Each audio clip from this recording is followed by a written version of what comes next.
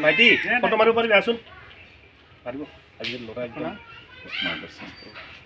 বিষয়ববীয়া যুৱকসকল উপস্থিত আছে আজি আমি খুব আনন্দিত আৰু খুব সুখেৰে আজি আমি এই মানাস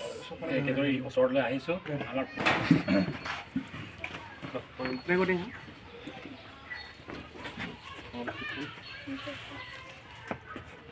আৰু ইয়াৰ লগতে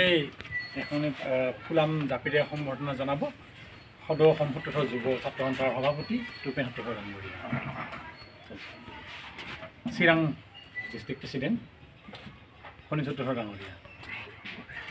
ফটো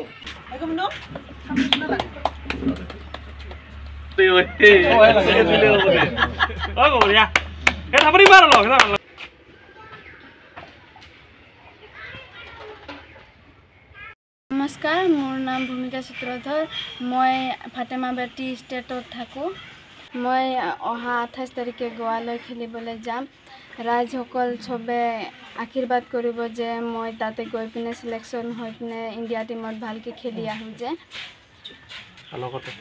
লগতে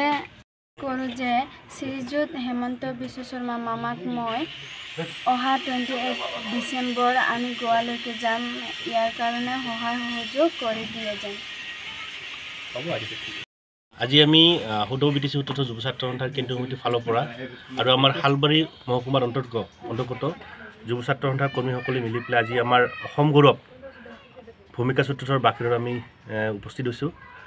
যে ইতিমধ্যে আপোনালোকে সকলে গম পায় যে আমি ভূমিকা সূত্ৰধৰ ইতিমধ্যে ভাৰতীয় ফুটবল টিমত ইতিমধ্যে সিলেকশ্যন হৈছে এয়া অতিকৈ আমাৰ কাৰণে খুব গৌৰৱৰ কথা আমি সূত্ৰধৰ জাতিৰ হৈ আমি ভূমিকা সূত্ৰধৰক আজি ইয়াতে শুভেচ্ছা জনাবলৈ আহিছোঁ আৰু অহা 1 তাৰিখত গোৱাত অনুষ্ঠিত চূড়ান্ত পৰ্যায়ৰ যি বাছনি এখন এটি খেল হ'ব এই খেলত যাতে ভূমিকা সূত্ৰধৰে যাতে বাছনি হৈ পেলাই যাতে ভাৰতীয় দলৰ হৈ যাতে তেখেতে খেলি পেলাই অসমৰ লগতে দেশখনৰ কাৰণে যাতে গৌৰৱ কৰি আনিব পাৰে তাৰ কাৰণে আজি আমি শুভেচ্ছা দিছোঁ আৰু লগতে আমাৰ অসম চৰকাৰ আৰু বিটিআৰ চৰকাৰে যাতে তেখেতৰ আমি আহি দেখিছোঁ আজি তেখেতৰ ঘৰৰ আৰ্থিক অৱস্থা খুবেই বেয়া গতিকে এই ক্ষেত্ৰত যাতে আমাৰ অসম চৰকাৰ আৰু আমাৰ বিটিআৰ চৰকাৰে যাতে বিহিত ব্যৱস্থা গ্ৰহণ কৰে তাৰ কাৰণে